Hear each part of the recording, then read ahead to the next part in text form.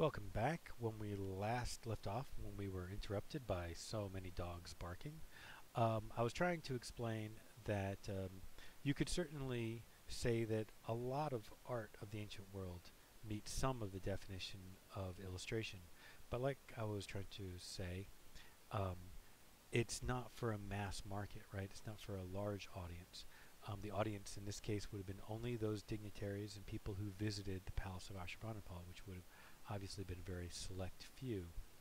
And and so that's probably one of the major differences is that there's a completely different thing making and it's not art made for reproduction. So, and we'll talk about that as well.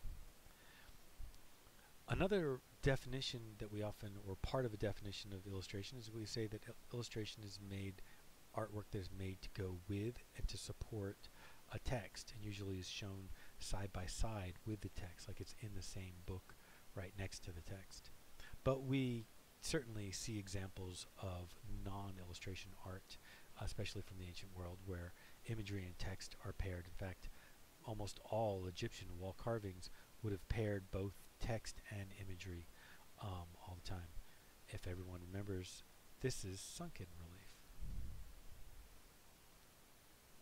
Another thing that defines a lot about illustration is that it's artwork that's made for publications, for whether it's books or folios, things that would have been made in large quantities, but things that would have been made to be handheld by the person who owned them.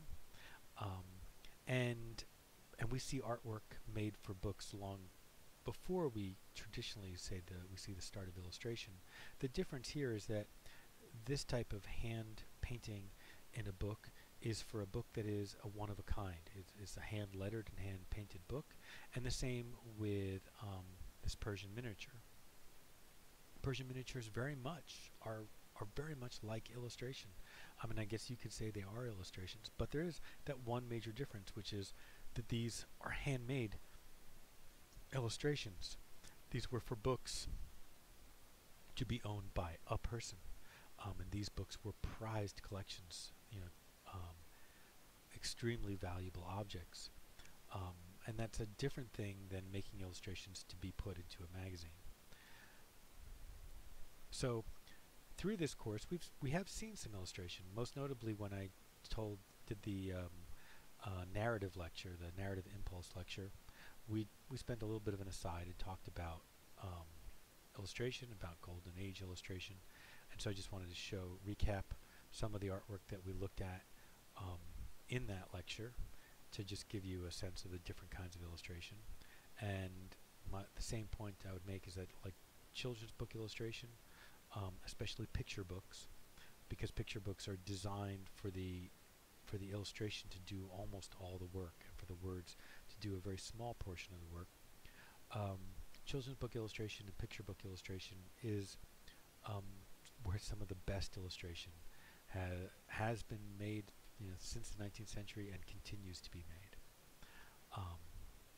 I also want to recap the fact that the history of illustration is also, to a certain degree, a history of reproduction. That illustration couldn't exist if it wasn't for reproduced imagery, and that begins with printmaking. So many of the things that we saw in the printmaking lecture were in some ways illustrations. These Japanese prints were made either for books or for folios, and not of huge numbers, but of relatively large numbers for people to collect. And so we start to see the possibility with printmaking, with all the different types of printmaking becoming available, for imagery to be incorporated in publications.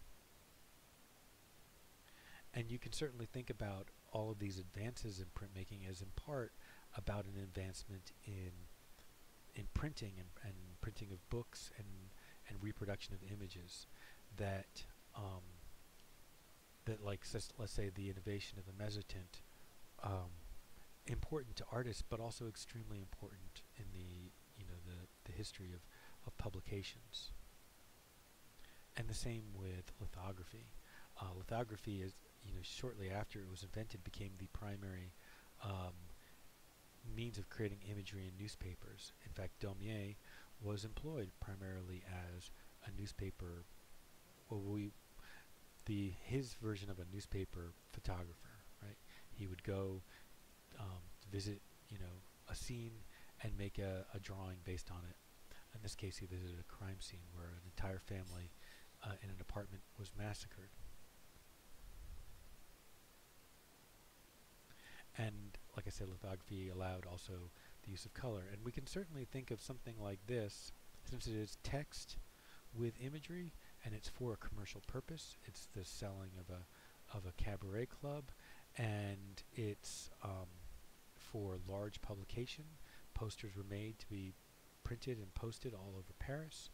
Um, that we can certainly see that as illustration. So, like, I want to just kind of I did mention the golden age of illustration in the previous lecture, the lecture on the narrative impulse, but I wanted to be a little bit more in depth on this one. So I'm going to actually go through a number of artists, but on this first page I just wanted to cover some of the great artists who won't get pages all of their own. This is probably a good place for us to stop on this second